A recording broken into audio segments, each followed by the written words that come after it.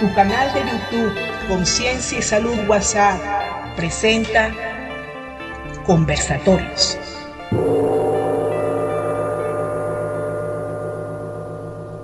Apreciado grupo Conciencia y Salud WhatsApp, les saluda la doctora Marien Vilela, graduada en la Universidad Central de Venezuela en 1985 como médico cirujano.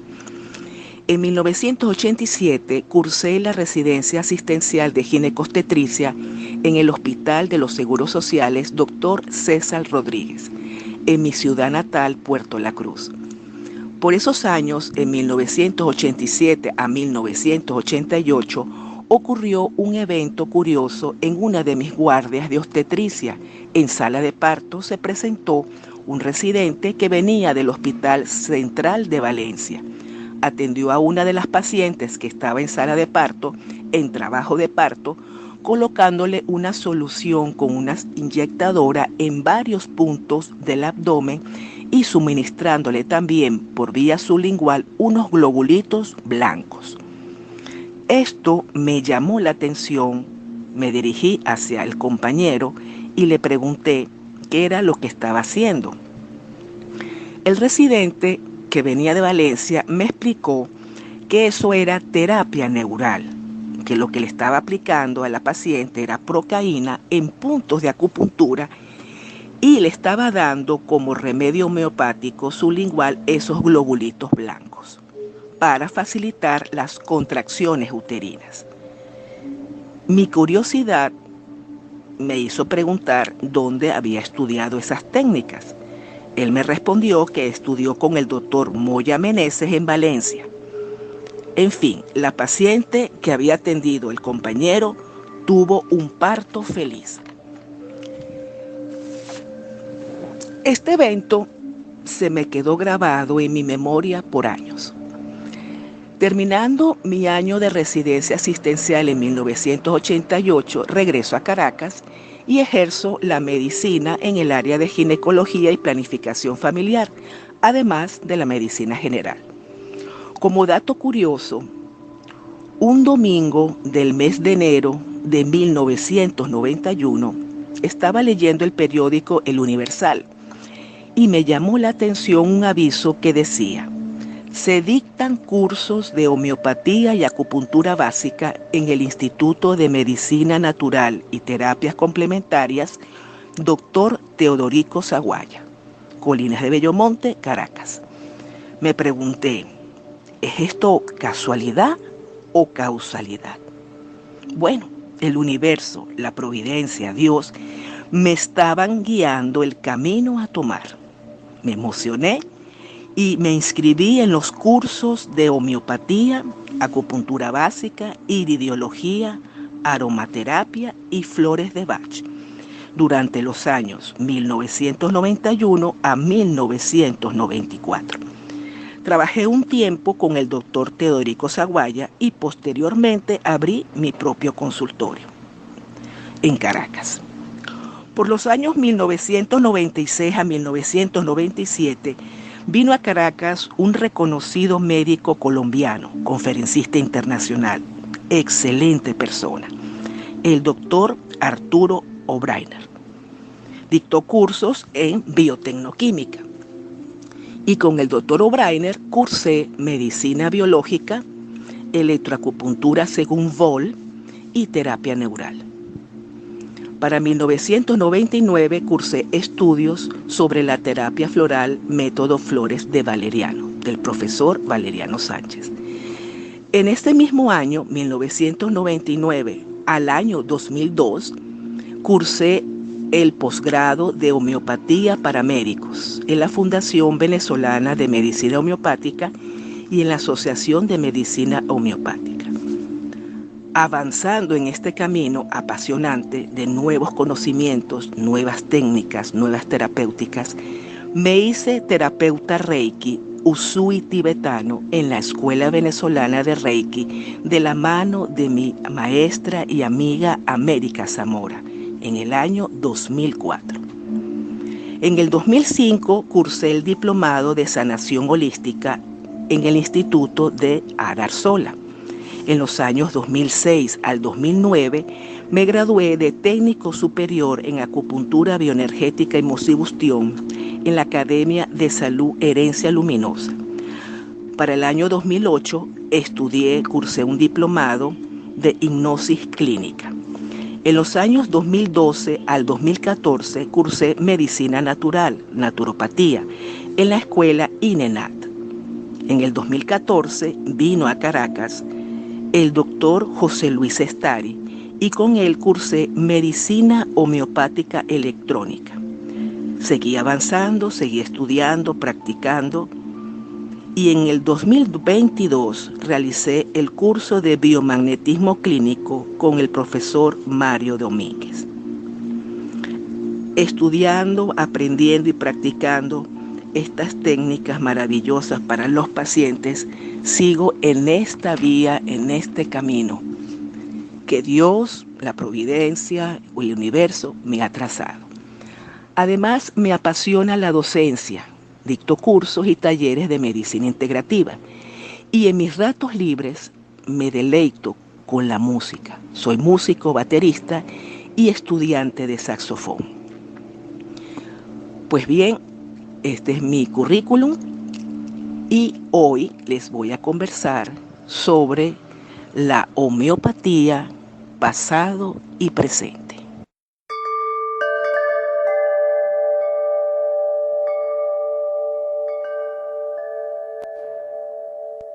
Antes de comenzar este conversatorio, deseo felicitar hoy, 10 de marzo 2023, Día del Médico Venezolano, a todos mis colegas médicos y hacer un reconocimiento especial y un agradecimiento a todos mis maestros doctores que me formaron en el área de homeopatía. Para ellos les quiero dar o dejar un legado del doctor Samuel Hahnemann, padre de la homeopatía, en su obra El Organón, el libro El arte de curar, que dice así textualmente: la elevada y única misión del médico es la de devolver la salud al enfermo, es decir, lo que se denomina curar. El más alto ideal de curación es la restauración rápida, suave y permanente de la salud, la remoción y aniquilación de la enfermedad en toda su extensión por la vía más corta, más segura y menos perjudicial, basándose en los principios claros e inteligibles. Esto resume lo que se espera de la homeopatía y lo que ésta proporciona cuando es bien aplicada. Curar, no simplemente aliviar síntomas o hacerlos desaparecer pasajeramente o definitivamente, pero a costa de una agravación del estado general de la salud. Debería ser una curación suave, corta y segura.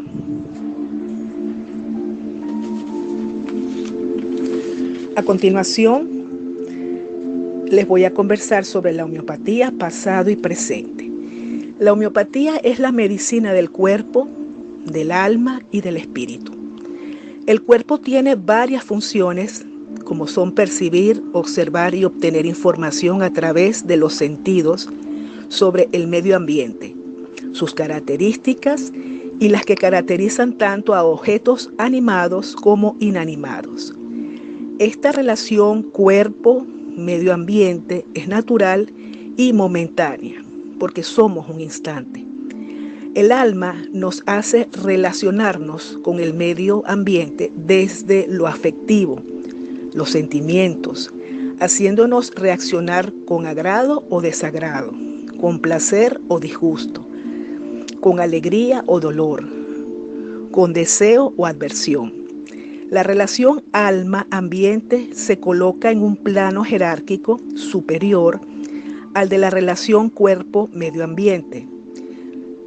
Nos permite incorporar el medio ambiente a nuestra existencia como algo propio, personal, según nuestro modo de sentir, de juzgar, recordar cosas y acontecimientos a través de nuestra memoria. El espíritu, a través de las sucesivas etapas de sensaciones, percepciones, reacción afectiva y razonamiento, permite al individuo establecer una relación espiritual con el medio ambiente, mucho más profunda y elevada que las anteriores del cuerpo. Del cuerpo se ocupa el biólogo, el fisiólogo, del alma se ocupa el psicólogo y del espíritu el investigador de las cosas espirituales. El médico se ocupa de seres humanos enfermos. Por lo tanto, hay una relación con el medio ambiente en desequilibrio, ya sea con la relación medio familiar, social, de su trabajo o todas a la vez. El médico debe ser, por consiguiente, un médico integral, ocuparse de todo el individuo, considerándolo como individuo. Etimológicamente, la palabra individuo quiere decir no divisible. En una unidad biopsicosocial que ha permitido el equilibrio entre el ser humano y el medio ambiente, este equilibrio caracteriza el estado de salud y de persona sana. Esta concepción de la unidad biopsicosocial del hombre fue introducida en medicina por el doctor Samuel Hahnemann, médico alemán creador de la homeopatía, hace unos más o menos 200 años. Tal como está escrito en su párrafo 15 del libro Organon, el arte de curar, que dicto textualmente. El organismo es el instrumento material de la vida, pero no se le podía concebir privándolo de la energía vital que lo anima, así como no podía concebirse esta energía independientemente de él. En consecuencia, ambos no forman más que una sola unidad, aunque separemos esta unidad en dos conceptos para facilitar su comprensión. Hahnemann explica el concepto de enfermedad en el párrafo 9 de su obra El Organon, que dice textualmente así: en el estado de salud del hombre, la fuerza vital espiritual que anima la parte material del cuerpo humano reina de un modo absoluto entre todas las partes del organismo vivo y mantiene todas sus actividades funcionales y reaccionales dentro de una admirable armonía. El espíritu dotado de razón que habita en nuestro organismo puede así libremente servirse de este instrumento vivo y sano para lograr los más altos fines de nuestra existencia. Y en el párrafo 11 dice así: cuando una persona se enferma, es solamente esta fuerza vital espiritual activa por sí misma y presente en todo el organismo, la que primero es perturbada o desequilibrada dinámicamente sobre ella, ejerciendo un agente patógeno enemigo de la vida. Solo el principio vital desequilibrado hasta ese estado anormal es el que puede procurar al organismo las desagradables sensaciones que experimenta e inclinarlo a los procesos irregulares que denominamos enfermedades, siendo indivisible por sí misma y solo reconocibles por sus efectos en el organismo. Su perturbación mórbida solo puede revelarse o expresarse por manifestaciones anormales en las sensaciones y funciones de aquellas partes del organismo al alcanzar de los sentidos el observador y el médico, es decir, por medio de los síntomas de la enfermedad. Así llegamos a una de las concepciones y de los aportes más importantes de Hahnemann y de la homeopatía a la medicina, que lo convierte no solo en un precursor, sino en un verdadero iniciador de la hoy denominada medicina psicosomática.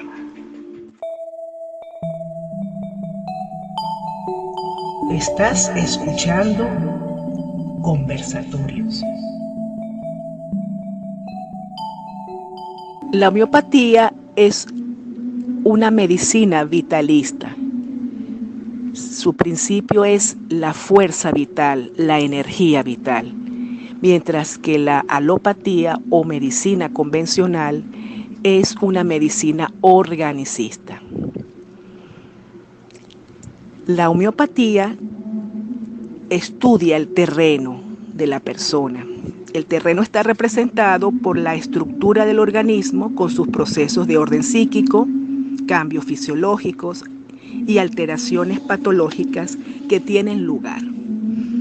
Entonces, la homeopatía es la medicina que trata del estudio, diagnóstico y tratamiento del terreno humano enfermo, conforme a la ley de la semejanza. Para entender la doctrina homeopática, nos remontamos a la historia de Hipócrates, el maestro de la medicina, el padre de la medicina. Hipócrates desciende de familias de Asclepiades, quienes venían ejerciendo la medicina por 18 generaciones, cuya obra, con 87 tratados, constituye el cuerpo de la doctrina hipocrática. Del estudio cuidadoso en la práctica de la medicina adquirió la experiencia y conocimiento de cómo evoluciona el ser humano enfermo, por lo que expuso su célebre principio Natura Morborum Medicatrix, llamado también Vis Medicatrix Naturae. Es el estado reaccional que se expresa por síntomas, lo que adquiere individualidad en cada enfermo y señalan un orden en su aparición con tendencia a la eliminación que, si no se perturba y las condiciones lo permiten, conduce a la curación. Por ejemplo, las diarreas, los vómitos, las fiebres, maneras de comportarse el organismo en los procesos mórbidos, por lo que no hay enfermedades sino enfermos, y dependen de su propia naturaleza. Eso era la parte de la doctrina de Hipócrates. También nos informa sobre dos leyes terapéuticas de la medicina. La primera ley la aplicaba cuando la causa se conocía y se enuncia así: contraria contraris curentarur. La segunda ley cuando la causa se desconocía y se enuncia así: similia similibus curantur.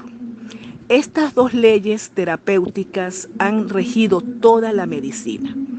La primera, ley de los contrarios, está dirigida contra el agente causal, el fundamento en que se sustenta la ley de los contrarios. La segunda ley de la semejanza consiste en que la curación debe realizarse en forma semejante a como procede la naturaleza, para así cumplir con Natura Morborum Medicatrix. Hipócrates estructura las bases de la ley de la semejanza escribiendo lo siguiente: la enfermedad es producida por los semejantes, y por los semejantes que la producen, el paciente regresa de la enfermedad a la salud.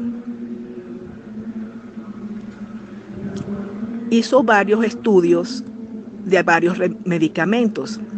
Hipócrates describió la parte clínica y el tratamiento de nuestro Veratrum album. Es una raíz muy venenosa. Hace la siguiente descripción de la ley de la semejanza de un caso grave de cólera en la siguiente manera. Dice así, textualmente: él expulsaba por arriba y por abajo, ni los vómitos ni las heces podían ser detenidos. La voz se había apagado, él estaba imposibilitado de moverse fuera del lecho. Los ojos estaban sin brillo y hundidos. Había espasmos provenientes del vientre. Las evacuaciones albinas eran mucho más abundantes que los vómitos. Él bebió Veratrum album, que es el Eleborus. Después de haber tomado el agua de lenteja, las heces y los vómitos se detuvieron.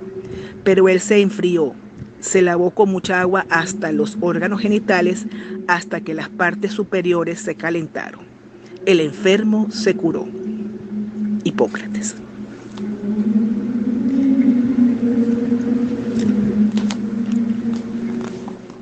Otro doctor que influyó en esos orígenes de la homeopatía fue Claudio Galeno, de Pérgamo. Practicó en Roma y fue autor de 400 obras de medicina, de las cuales se conservan más de 90 obras.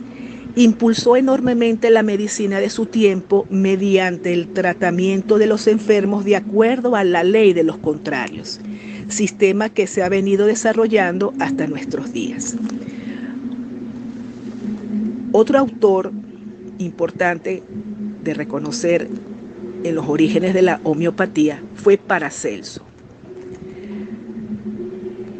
Su nombre era Philippus Aurelius Theophrastus Bombastus, médico y alquimista suizo. Él mostró los siguientes conceptos que ya se han olvidado y expresó así: si la naturaleza se defiende ella misma, curará por sí sola las enfermedades. Explica la enfermedad y la curación por el concepto de la transmutación, diciendo así: igual que la enfermedad nace de la salud nace de la enfermedad. Las enfermedades solo pueden ser identificadas por los medicamentos que específicamente los curan.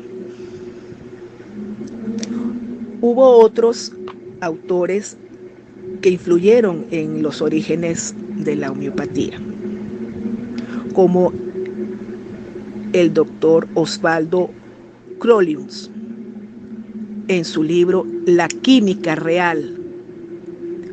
Él decía que todo está en todo, pero todo está exactamente significado y que cualquier enfermedad que fuera debe ser curada por su propio apropiado. Otro autor que influyó en los orígenes de la homeopatía fue el médico Danois Stahl, médico del ejército danés, y señaló el apoyo a la ley de la semejanza al escribir: la regla admitida en medicina de tratar las enfermedades por medios contrarios u opuestos a los efectos que estos producen es completamente falsa y absurda.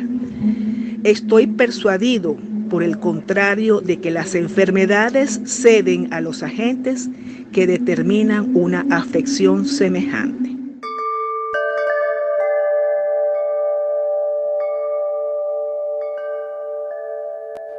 A pesar del avance en la comprensión del funcionamiento del cuerpo humano, el conocimiento de la naturaleza de la enfermedad, sobre todo de lo que la provoca, siguió firmemente ligado a la idea de una fuerza mística.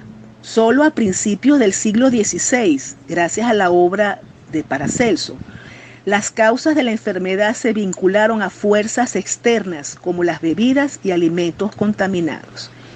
Uno de los mayores logros de Paracelsus fue sentar las bases de la química moderna, concentrándose en la experimentación práctica más que en la alquimia y en la búsqueda de esta para transformar los metales base en metales valiosos. Paracelso pensaba que las plantas y los metales contenían ingredientes activos que podían recetarse para igualar una enfermedad. Esta creencia se basaba en parte en la noción de que el aspecto externo de una planta daba una indicación de los malestares que podía curar, teoría que llegó a conocerse como la doctrina de las sintonías. Por ejemplo, la planta Chelidonium majus fue utilizada para tratar el hígado y la vesícula biliar porque el jugo amarillo de la planta se parece a la bilis. Paracelsus también creía que la sustancia venenosa que provoca una enfermedad también puede curar la enfermedad si se le administra en dosis muy pequeñas, y que los médicos debían tener en cuenta la capacidad natural del organismo para curarse solo. Una vez más, se defendió el principio según el cual lo similar puede curar lo similar, pero lamentablemente fue pasado por alto por los colegas de Paracelsus. No alcanzó popularidad hasta 300 años más tarde, cuando se fundó la homeopatía. Ahora bien, concluyendo esta parte y aprendiendo ahora de la doctrina homeopática como tal, lo importante de esto es conocer la obra del padre de la homeopatía, Samuel Hahnemann, fundador de la homeopatía. Nació en Dresden, Alemania, en 1755. A pesar de pertenecer a una familia pobre, recibió una buena educación y estudió química y medicina en las universidades de Leipzig, Erlangen y Viena. Después de obtener el título de médico en 1779, instaló su consultorio. Aunque Hahnemann trabajó principalmente como médico, complementaba sus ingresos escribiendo artículos y libros sobre medicina y química. En esos textos protestaba contra las toscas prácticas médicas de la época, sobre todo contra las sangrías, las purgas y las dosis drásticas de medicamentos que se suministraban a los pacientes y a menudo con efectos secundarios espantosos. Abogó por una mejor higiene pública y defendió la importancia de una alimentación acertada, del aire puro, del ejercicio y de viviendas menos hacinadas. En una época en que la superpoblación era corriente y los niveles de higiene deficientes, aconsejó los baños diarios y la limpieza de la ropa de cama. Hahnemann se sintió cada vez más decepcionado y frustrado por la práctica médica convencional de esos tiempos, y con el tiempo abandonó la profesión de médico para trabajar como traductor. A finales del siglo XVIII, en Europa comenzó una etapa de intensa agitación y cambio social. Con la revolución industrial llegaron enormes avances tecnológicos y se hicieron nuevos descubrimientos científicos. En el campo de la medicina, se llevó a cabo una ardua tarea para identificar y extraer los ingredientes activos de las hierbas y otras plantas. El primer progreso importante tuvo lugar en 1803 en Alemania, cuando Friedrich Serturner aisló la morfina de la adormidera. Las primeras pruebas del Dr. Hahnemann. En 1790, mientras traducía el libro del Dr. Cullen, Hahnemann leyó un fragmento acerca de la quina o cinchona, que cambiaría su vida y también la de muchas personas del mundo entero. En su libro, Cullen afirmaba que la quinina, una sustancia purificada de la corteza de la cinchona, constituía un buen tratamiento para la malaria o paludismo debido a sus propiedades astringentes.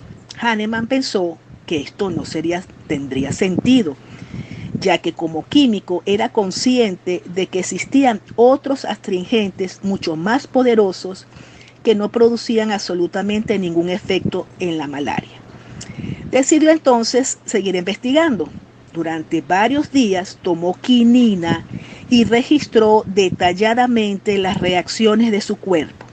Para su asombro, el Dr. Hahnemann empezó a desarrollar uno a uno los síntomas de la malaria, a pesar del hecho de que no padecía realmente la enfermedad. Los síntomas se repetían cada vez que tomaba una dosis de quinina y se prolongaban durante varias horas. Si no la ingería, no presentaba síntomas. Se preguntó entonces si sería ese el motivo por el cual la malaria también se curaría con quinina. Para corroborar su teoría, repitió la dosis de quinina, que llamó pruebas en personas a las que conocía bien, y volvió a notar las reacciones detalladamente. Luego repitió el proceso utilizando otras sustancias que se utilizaban como medicamentos, por ejemplo, el arsénico y la belladona.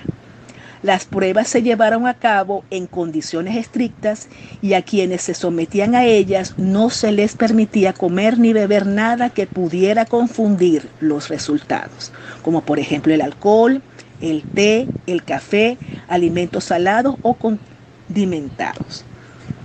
Hahnemann descubrió que las respuestas de estas personas variaban. Algunas mostraban algunos síntomas suaves en respuesta a la sustancia, mientras otras experimentaban reacciones enérgicas con una variedad de síntomas. Denominó síntomas de primera línea o síntomas clave aquellos que aparecían con más frecuencia ante cada sustancia. Los síntomas de segunda línea eran menos comunes y los de tercera línea eran poco frecuentes. La combinación de síntomas conformó un cuadro de medicamentos para cada sustancia probada. Hahnemann siguió llevando a cabo sus experimentos y pruebas y analizando una amplia gama de fuentes naturales. Había redescubierto el principio según el cual lo similar puede curar lo similar, y su trabajo daría lugar al establecimiento de un nuevo sistema de medicina. Durante 6 años de realizar pruebas con varias sustancias diferentes, Hahnemann había acumulado una gran cantidad de información sobre los efectos de las mismas. A partir de esta cuidadosa investigación y de los cuadros de medicamentos que había compilado, Hahnemann emprendió la segunda etapa de su trabajo: probar cada sustancia en los enfermos para ver si los beneficiaba o no. Sin embargo, antes de hacerlo, sometió a cada paciente a un examen físico y les hizo preguntas detalladas sobre los síntomas, los factores que lo hacían sentirse mejor o peor, su salud en general, la forma en que vivían y la visión que tenían de la vida. Después de tomar notas de todos estos detalles, Hahnemann estuvo en condiciones de elaborar un cuadro de síntomas de cada paciente.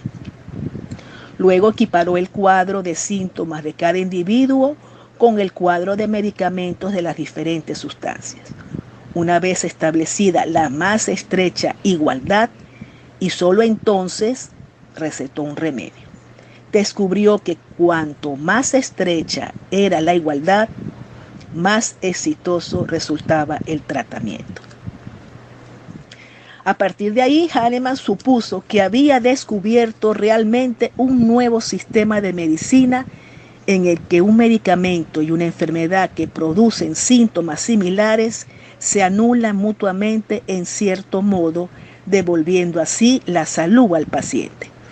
Describió este fenómeno como similia similibus curentur, o lo similar puede curar lo similar, que es la primera y principal regla de la homeopatía. En 1796 se publicó su libro, la primera obra de Hahnemann sobre este nuevo sistema de medicina.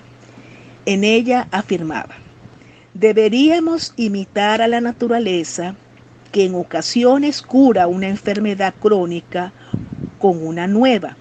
Deberíamos utilizar para la enfermedad a curar, sobre todo si es crónica, el remedio capaz de estimular otra enfermedad producida artificialmente lo más parecida posible, y la primera quedará curada. Denominó este principio de curación con el término homeopatía, derivado del griego homeo, que significa similar, y patos, que significa enfermedad. En 1810 expuso los principios de la homeopatía y 2 años más tarde empezó a enseñar esta disciplina en la Universidad de Leipzig.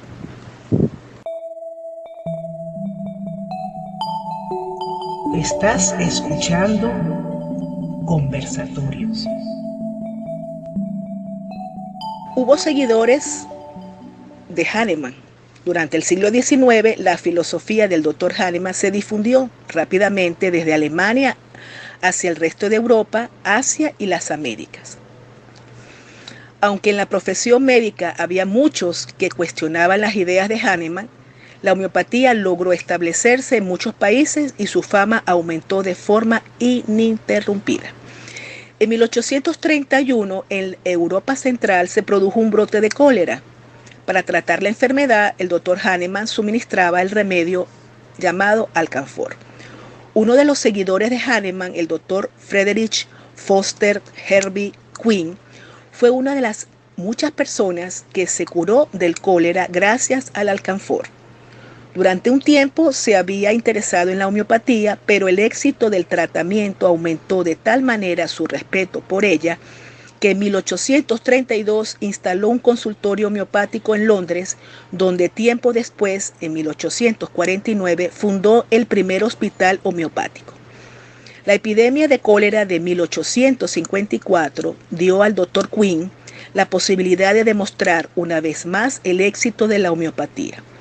El índice de mortalidad por cólera en el Hospital Homeopático de Londres fue de alrededor de 30% menos que en otros hospitales. Sin embargo, los resultados se ocultaron y solo se publicaron tras una intervención parlamentaria. En un informe oficial, el inspector médico comentó: si alguna vez el Señor quiere castigarme con el cólera, espero caer en manos de un homeópata. La homeopatía se estableció también en Estados Unidos en los años 20 del siglo XX y ganó cada vez más seguidores, entre ellos el doctor Constantin Hering y el doctor James Taylor Kent. Fueron dos importantes homeópatas norteamericanos que continuaron la labor de Hahnemann en las pruebas de remedios y también introdujeron nuevas ideas y prácticas en la homeopatía. Las famosas leyes de curación del Dr. Hering explicaban cómo se cura una enfermedad mediante la homeopatía. Existen 3 leyes básicas para la curación. Primero, los síntomas se desplazan de la parte superior del cuerpo hacia la parte baja. Segundo, los síntomas aparecen de adentro hacia afuera. Y tercero, de los órganos más importantes a los menos importantes. Hering también creía que la curación se producía en orden inverso a la aparición de los síntomas. Por ejemplo, en general una persona se siente mejor emocionalmente antes de que desaparezcan los síntomas físicos. El Dr. Kent observó que distintas clases de personas reaccionaban ante ciertos remedios más enérgicamente que ante otras. Afirmaba que las personas con una estructura física y una personalidad similar tenían tendencia a padecer la misma clase de enfermedad. Esto formó la base de su teoría, según la cual los remedios debían recetarse de acuerdo con la estructura emocional y el aspecto del individuo, así como sus síntomas físicos. Hacia finales del siglo XIX, el homeópata inglés Richard Hughes había comenzado a cuestionar el empleo de potencias más elevadas recetadas según el tipo constitucional e insistía en que la base del diagnóstico solo debía estar formada por información patológica. También pregonizaba el empleo de potencias más bajas.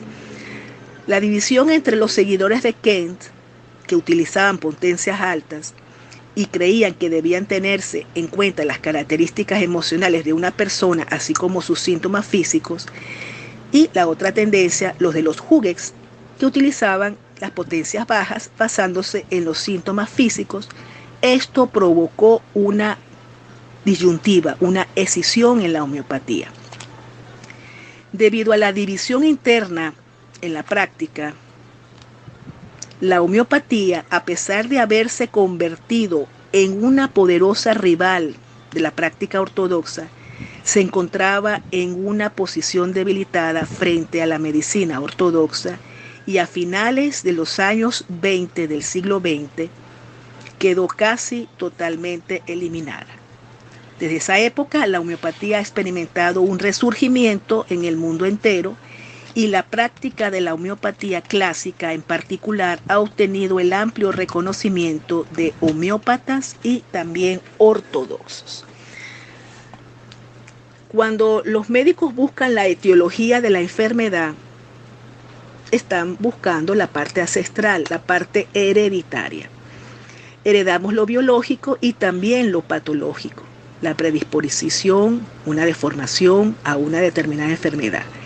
El factor hereditario patológico lo podemos acrecentar, disminuir o eliminar. La causa de la enfermedad no es más que el estímulo que la desencadena, porque ya la llevamos dentro. A esto Armando Trousseau, médico francés, lo llamó diátesis, que es la predisposición que heredamos, la predisposición congénita por la cual tendemos a ir al sentido de destrucción, a enfermarnos uno y otro. Tenemos tendencia a fomentar hábitos perniciosos que deterioran nuestro bienestar, que deterioran nuestra salud. Por ejemplo, tomar café, licor, fumar, dejarlo llevar por la gula, la lujuria, etcétera, etcétera, etcétera. Lo fundamental en homeopatía es el cambio de criterio sobre la enfermedad, pues no existe enfermedades sino enfermos. La homeopatía tiene 7 leyes o principios básicos, fundamentales. El primer principio es el de la semejanza. El segundo es el de la experimentación del hombre sano. El tercero se refiere a la dinamización.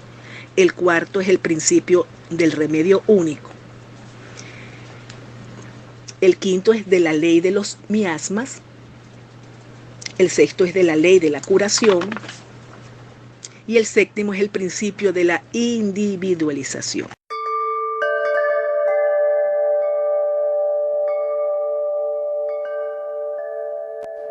La homeopatía es una ciencia médica, aunque hay detractores que piensan lo contrario. Pero sí, es una ciencia. Tiene principios, tiene también fundamentos, tiene leyes. La primera ley o principio natural de la homeopatía es la ley de la semejanza.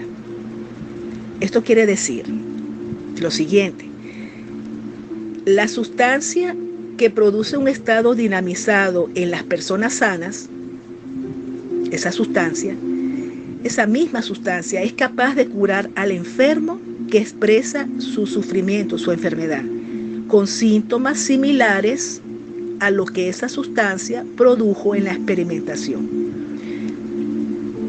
De allí parte ese concepto que había mencionado anteriormente, muy antiguo, de que no hay enfermedades sino enfermos. Entonces uno trata al enfermo en su terreno, en su constitución, con medicinas dinámicas que lo cambian, lo equilibran y lo mejoran y evitan esa tendencia a volverse a enfermar. La segunda ley se refiere a los medicamentos homeopáticos.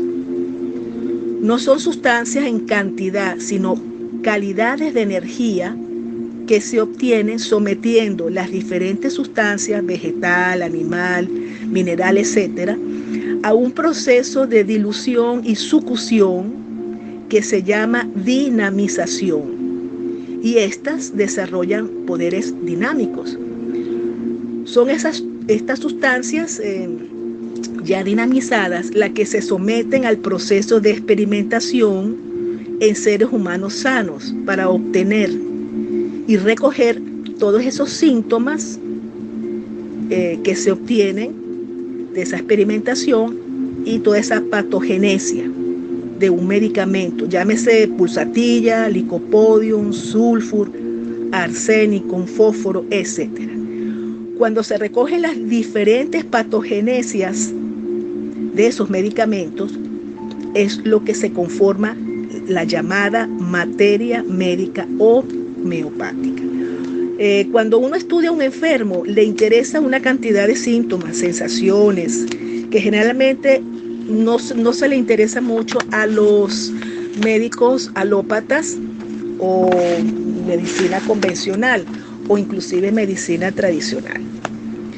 El homeópata pregunta mucho, parece un detective, pero se necesitan una cantidad de elementos, de características, si la persona tiene disgustos, tiene aversiones a cierto alimento, tiene deseos a ciertos alimentos, las posturas, como duerme, y una infinidad de características muy importantes para luego repertorizar y dar el medicamento o medicamentos homeopáticos al paciente más adecuados.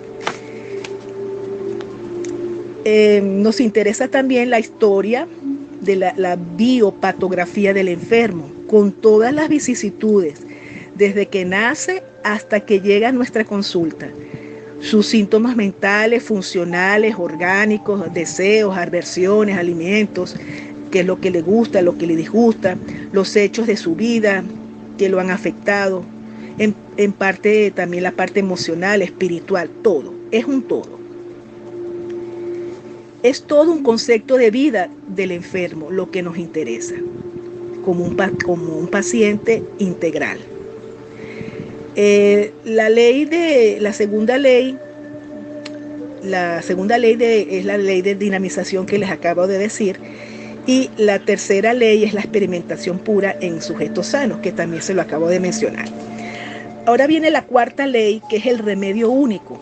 En el parágrafo 273 de El Organón, que es el libro, es la obra fundamental de Hahnemann, que es El arte de curar, dice textualmente lo siguiente. Parágrafo 273. En consecuencia, inadmisible es administrar a un paciente más de una sustancia medicinal simple y única por cada vez. Por lo tanto, un homeópata verdadero no debe prescribir varios medicamentos al mismo tiempo. La quinta ley es de los miasmas. La manera como se designan nuestras predisposiciones de tipo dinámico a enfermarse. Esos son los miasmas. La definición de miasmas de mi maestro Proceso Sánchez Ortega dice lo siguiente: estado morboso constitucional provocado por las supresiones arbitrarias y antinaturales de las enfermedades agudas y el dinamismo mórbido que procede del mismo. Es decir, realmente es nuestra parte constitucional, nuestra predisposición a enfermarnos. Y ahí está incluido, por supuesto, la parte hereditaria. Los miasmas son tres: el sórico o inhibitorio, el psicósico o productivo y el sifilítico o destructivo. Pero ninguna persona tiene una sola tendencia, sino las tres con predominio de una o de dos de ellas, o los tres en equilibrio por igual. Por eso a veces nos oyen decir los pacientes, fulano es un sifilítico, o sea, es destructivo, su tendencia dinámica es destructiva. Los psicóticos predominan, son inquietos y hacen generalmente tumores y verrugas. Y los sóricos o inhibitorios padecen generalmente de erupciones en la piel, como la psoriasis. Generalmente son personas tranquilas, equilibradas, que soportan bien la vida con todas sus vicisitudes. El ser humano está compuesto entonces por una parte material, que es el cuerpo o el soma, y una parte inmaterial, que es el carácter, temperamento, alma o espíritu. Esta última parte es la que no se puede medir con aparatos, pero se siente con sensaciones agradables o desagradables. Estas dos partes funcionan unidas por una cosa que se llama principio vital o vida, el que puede alterarse por diferentes razones, que llamamos noxas, como las bacterias, las vacunas, la mala alimentación, las malas condiciones higiénicas, accidentes, los excesos, el estrés, los disgustos, las penas, las contrariedades, dando origen al desequilibrio o enfermedad en el ser humano. Este principio vital es el que los remedios homeopáticos van a mejorar, equilibrar y hacer la persona más sana.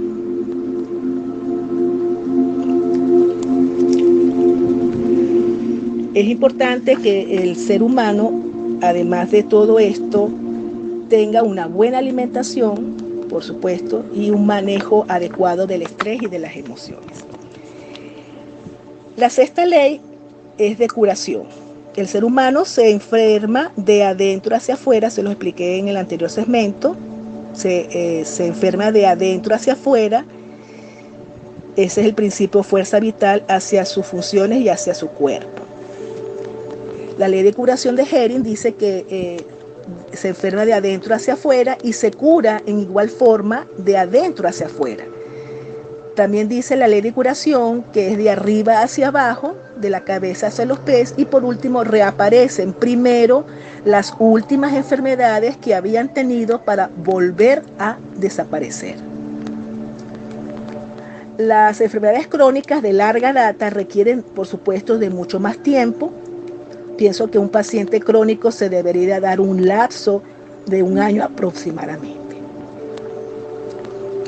El tiempo de curación es muy variable, depende de la evolución que tenga la enfermedad crónica y que el médico logre diagnosticar acertadamente el medicamento más indicado, el similar. Ese sería lo notorio. Y la última ley o principio, que es la séptima, es la individualización. Este concepto es muy importante en la medicina, pues ningún ser humano es idéntico a otro, ni siquiera los gemelos, aunque se parezcan físicamente, que sean iguales, pues son diferentes en temperamento, carácter y también personalidad. Los síntomas mentales son muy importantes para individualizar a un paciente, sobre todo aquellos síntomas raros y peculiares como la tristeza, con ganas de llorar y no poder llorar.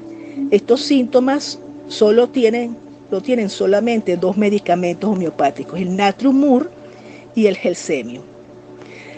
Otro síntoma es la sensación de que la muerte está próxima, que se le indica al medicamento Pulsatilla, que además tiene irritabilidad antes de las reglas, llora en la consulta, condolencia por su sufrimiento ajeno, tristeza a las 6 de la tarde, ansiedad entre 1 y 3 de la mañana. Estos síntomas nos llevan a la selección del medicamento Similium. Los otros síntomas somáticos son muy importantes también, que son los deseos y aversiones por los alimentos, pues refleja la necesidad física de cada organismo, como por ejemplo, deseos de limón. En el caso de deseos de limón ácidos y vegetales, el único que cubre estos 3 síntomas es el Arsenicum album. Y si a esto se le agrega a otros síntomas como el miedo a la muerte, agravación entre 1 y 3 de la mañana y que es friolento. Esto sería el remedio Arsenicum album, en el caso que tenga todas estas características. Estás escuchando Conversatorios. Para finalizar este conversatorio, llegamos a la homeopatía tiempo presente. Conocer sus alcances y limitaciones y la importancia que tiene la homeopatía en la oncología integrativa, en el cáncer. La alopatía y la homeopatía tienen 2 enfoques diferentes. La alopatía trata de curar las enfermedades y la homeopatía trata de curar el enfermo. Una historia clínica alopática es el relato de una enfermedad o de un síndrome, sin ocuparse de la personalidad ni del temperamento. Por la misma razón se refiere a enfermedades y no a enfermos. El enfoque de la historia clínica homeopática es la relación de todos los síntomas mentales, generales, locales y la biopatografía del enfermo. Esa es la diferencia. La homeopatía tiene sus alcances en enfermedades agudas, por ejemplo, epidemias de gripe, cólera, fiebre amarilla, difteria, escarlatina. Identificando los remedios homeopáticos per se, podemos ayudar a este tipo de epidemias y los resultados son asombrosos. También en enfermedades crónicas tiene alcance, en intoxicación por medicamentos, intoxicación por drogas, en pacientes con largos tratamientos como los hipertensos, los que tienen artritis, asma, alergia, epilepsia, lupus.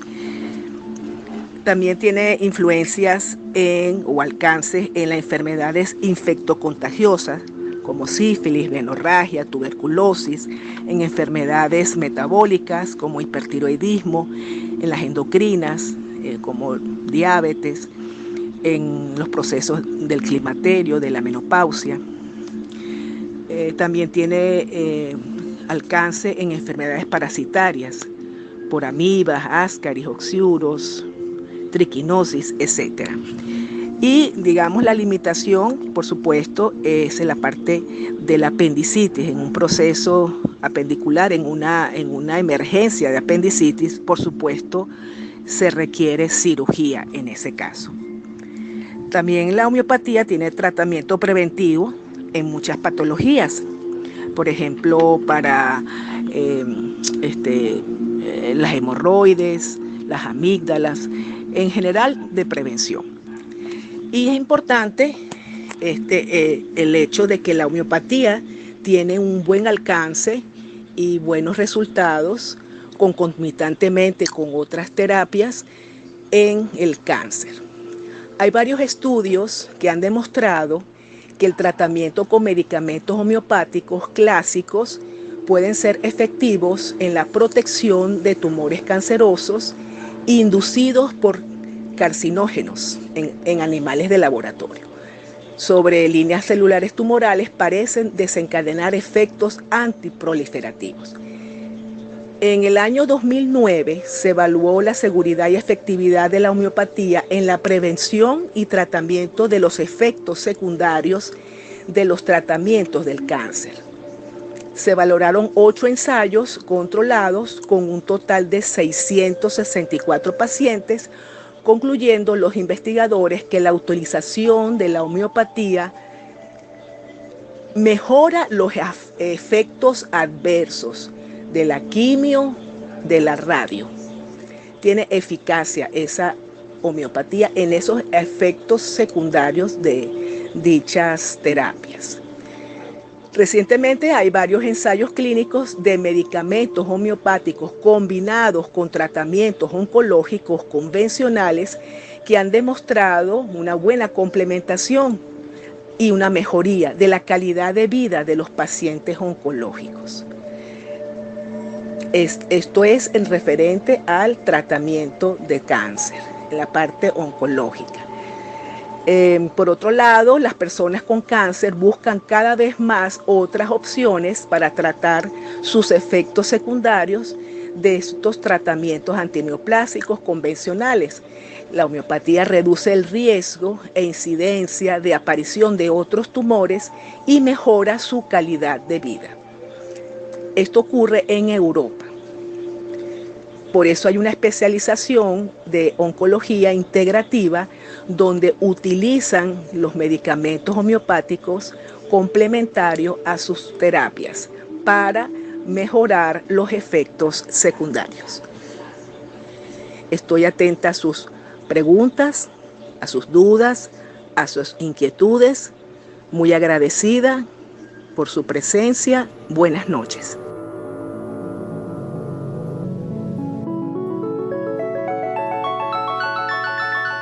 Gracias por tu presencia y en conexión para el próximo conversatorio.